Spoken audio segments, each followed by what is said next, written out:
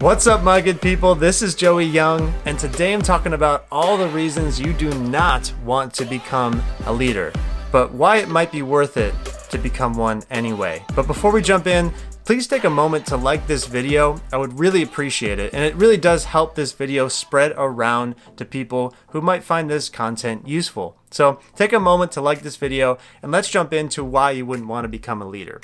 And the first reason is you will get sick and tired of your rallying cry.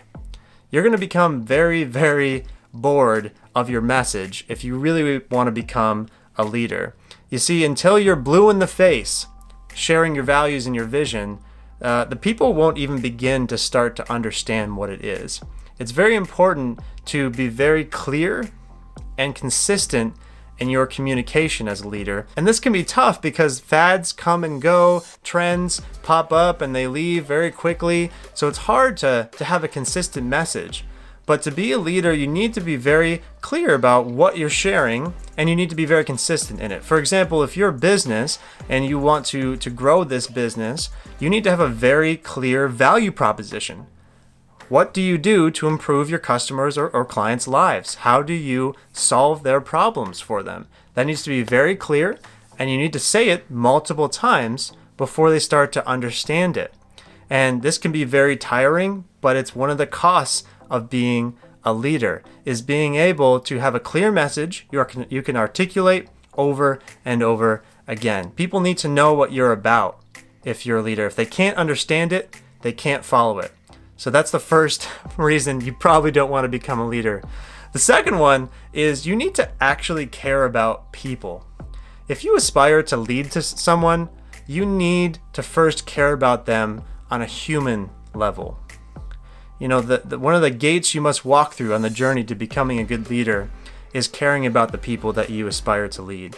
And if you've got clients or you got employees or you got, constituents or whoever it is, you need to make sure that they understand at a very subconscious and deep level that you're just not in this for yourself.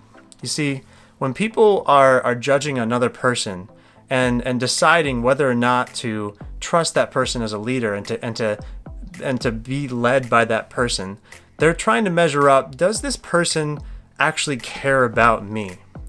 Or do they just want to get more for themselves, more power, more income, whatever for themselves?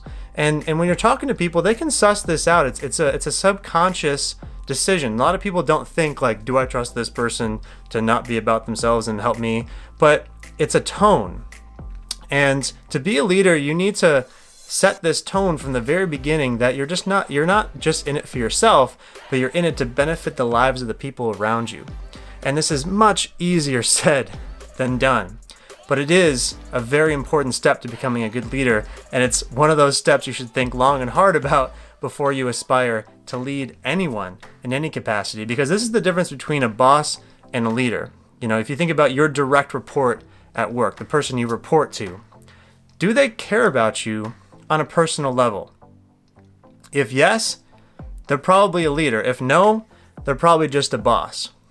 And being led by someone and being told what to do by someone are two very different things. Authority and leadership are two different things. And the last reason you don't want to be a leader is because you need to be competent without complaining. One of the prerequisites of being a great leader is being very good at what you're responsible for and not complaining. You need to be able to generate results as a leader, quite frankly. Like, you wouldn't take your car to a mechanic and hand over the keys to get the oil changed, and then notice just as you're walking out, you saw the mechanic Googling how to change an oil in a car. Like, that just doesn't work. We don't trust people. We don't do business with people. We don't give money, and we don't get behind people's visions who don't know what they're doing, who don't take responsibility for their actions and produce great results. At the leadership level, if you aspire to be someone who leads others, you cannot blame shift. It's very unattractive as a leader to point fingers and say that it's this person's or that person's fault for whatever happened, for a mistake that happened. You need to take responsibility. You need to be good at what you do. You need to put in the work to be a good leader. It's not just about talking. It's about walking the walk and doing the right things on your own time when no one is looking over your shoulder, and not just doing the right things when you're in front of people.